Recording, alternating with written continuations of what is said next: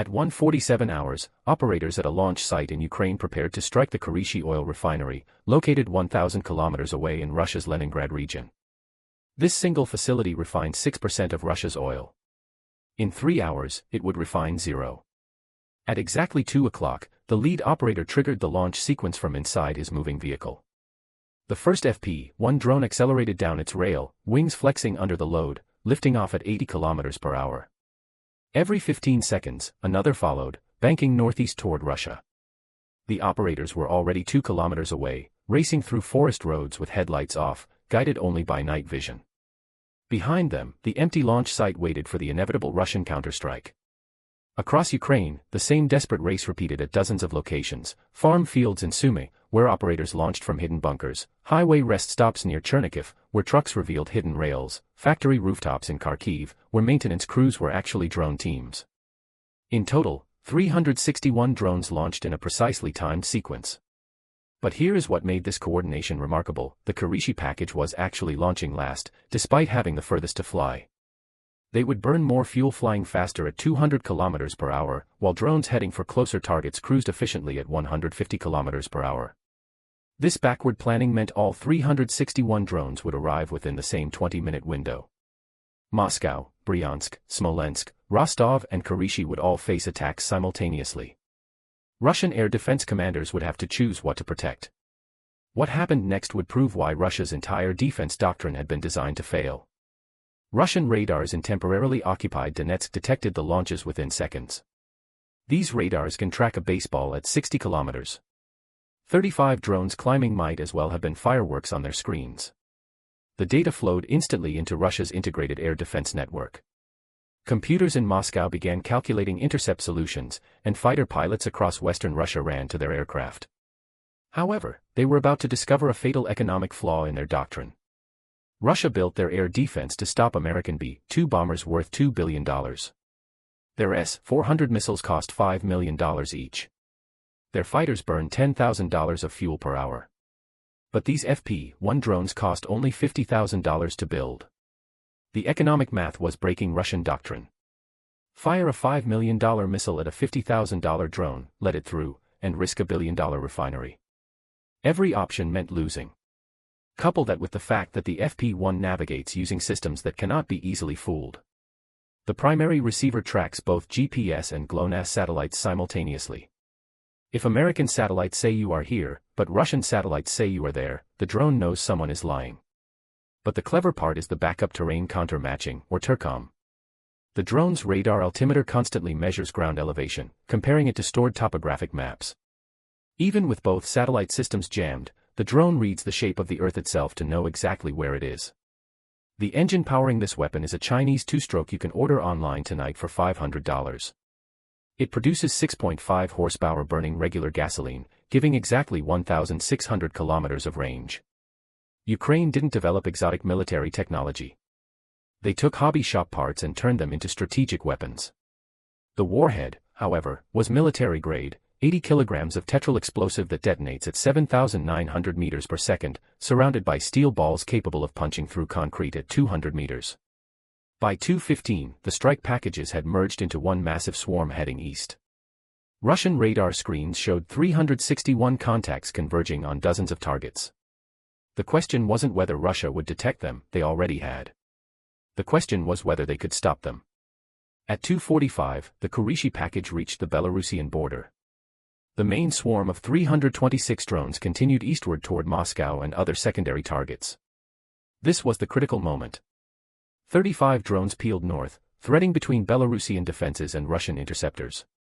If detected now, isolated from the main swarm, they would be easy prey. The package immediately split into what Ukraine calls a ladder formation. Top tier, the Mugen V decoys climbed to 3,000 meters, deliberately broadcasting on known drone control frequencies. They wanted to be seen, tracked, and engaged.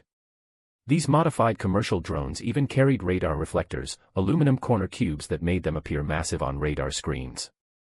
At $30,000 each, their job was to go out first and save the mission. Middle tier, the UJ-22s leveled at 1,500 meters. Some carried real 20-kilogram warheads, others just ballast to match flight characteristics. Their role: take missiles from Buk and Tor systems straight to the face, forcing the Russians to run out of ammunition.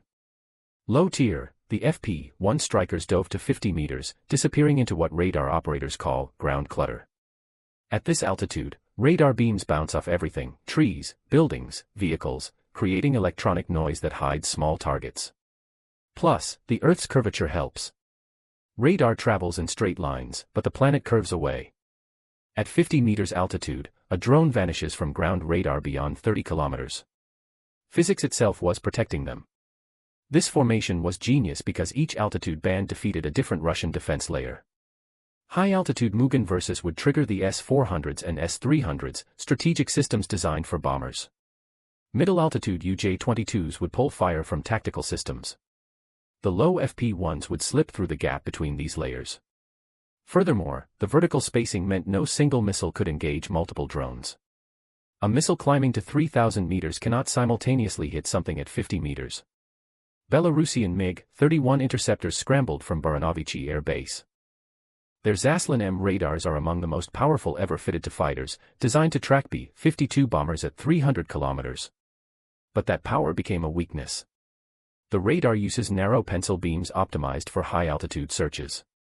Trying to find tiny drones at treetop level with a MiG-31 is like using a sniper scope to swap mosquitoes. The pilots locked onto the high Mugen versus immediately, but doctrine required visual identification before engaging. By the time they confirmed hostile intent, the real strike package had opened a 40-kilometer gap. The decoys were working perfectly, pulling interceptors high while strikers slipped through low. But the drones had just entered the densest air defense network on Earth. Ahead waited the S-300 battery near Tikhvin with its infamous cheese grater radar, 9S19M2. At 0400, the package approached Tikhvin, 200 kilometers from Kirishi. The cheese grater began tracking them. This radar seemed unbeatable. It frequency hops across the X-band 100 times per second. 8 GHz, 12, 10, 9, never the same frequency twice. You can't jam it because by the time you react, it is already moved. But Ukraine had discovered its fatal flaw during previous strikes. Every 10 seconds, the system must recalibrate its frequency hopping sequence. For exactly 500 milliseconds, it stops transmitting half a second of blindness every 10 seconds. If you knew when that happened, you could disappear. One Mugan 5 climbed to 5,000 meters, deliberately triggering the radar. The S-300 engaged immediately, firing a $3 million 9M/8.2M missile against a $50,000 drone. But in the 2 seconds before impact, the doomed drone transmitted the radar's timing pattern to the swarm. Its destruction provided the synchronization data they desperately needed. 27 seconds later, when the radar entered its reset gap, the remaining drones dove to 10 meters altitude. For half a second, they were invisible.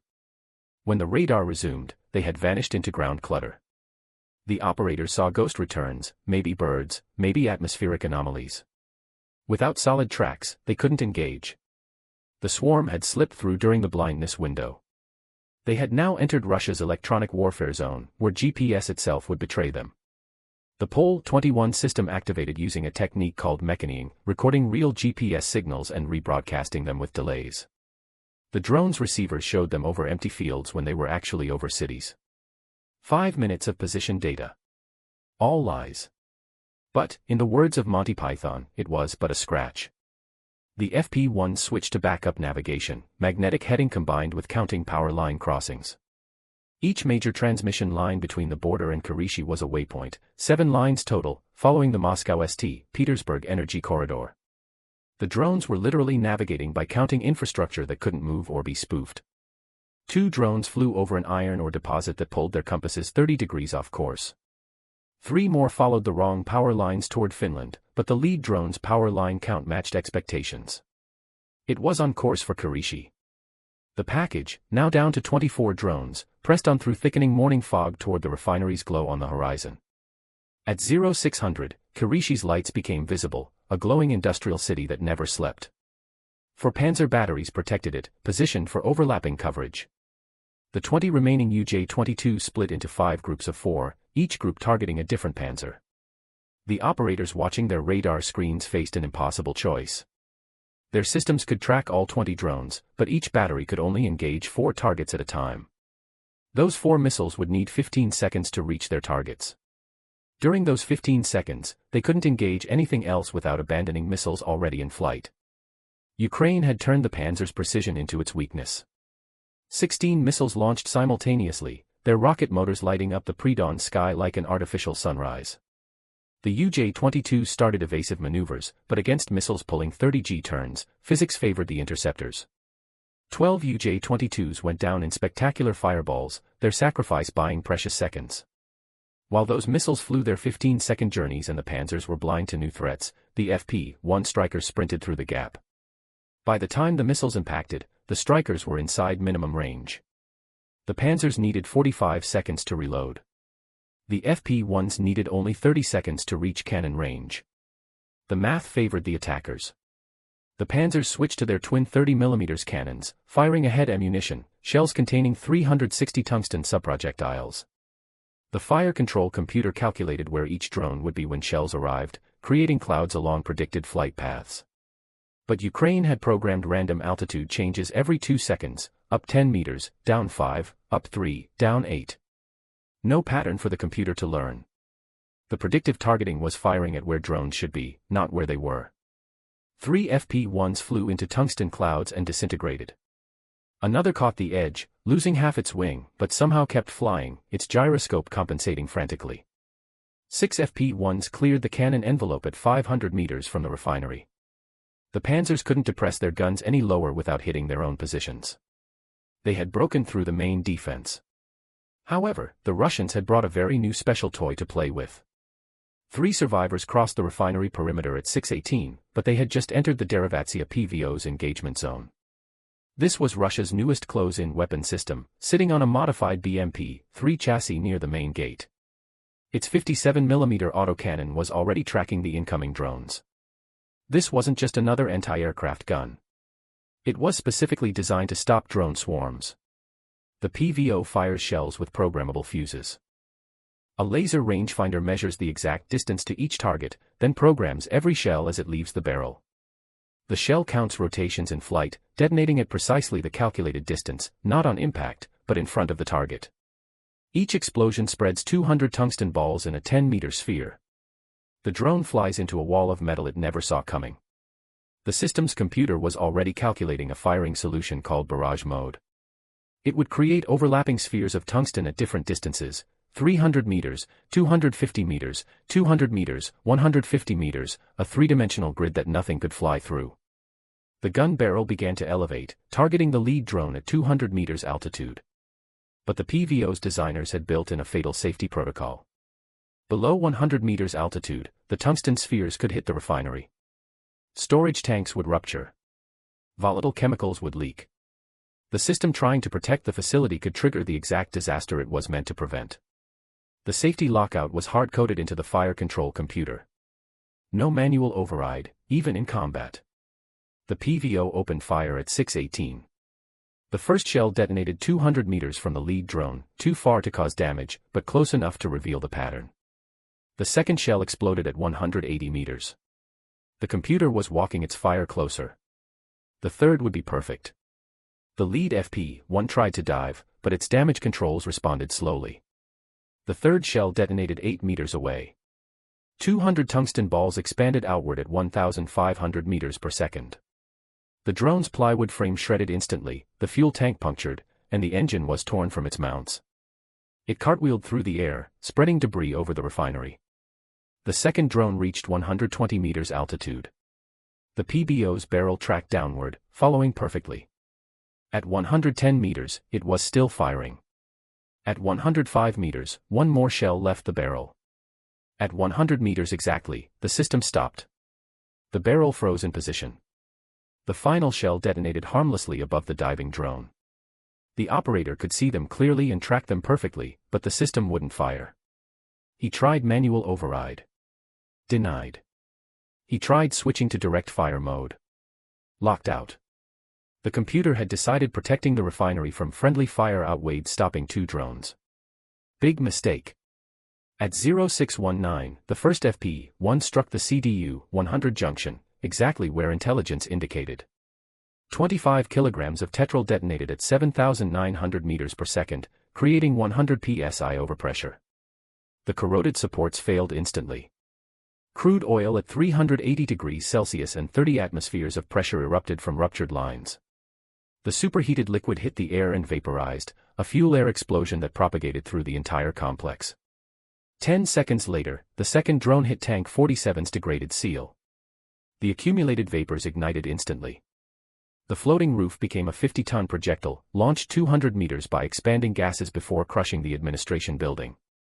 80,000 barrels of petroleum now had no cover, feeding an exponentially growing inferno that climbed toward the clouds. The CDU-100 failure cascaded through interconnected systems like dominoes designed to fall. The fractionator column, starved of feed, experienced a catastrophic pressure drop.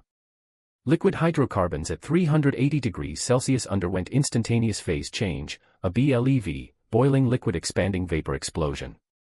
The column itself, 40 meters tall, split at the weld seams. The top section flew 800 meters like a giant missile. Secondary explosions ripped outward. The BLEV shockwave punctured 6 storage tanks simultaneously. Emergency systems tried isolating sections, but the damage was too widespread.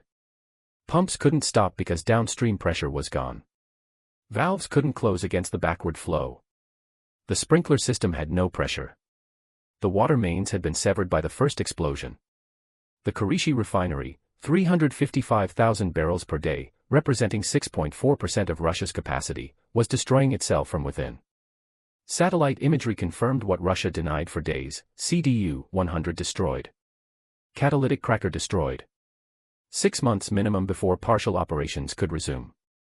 Full capacity might never return. Russia claimed complete interception of all drones. The inferno visible from space told the truth.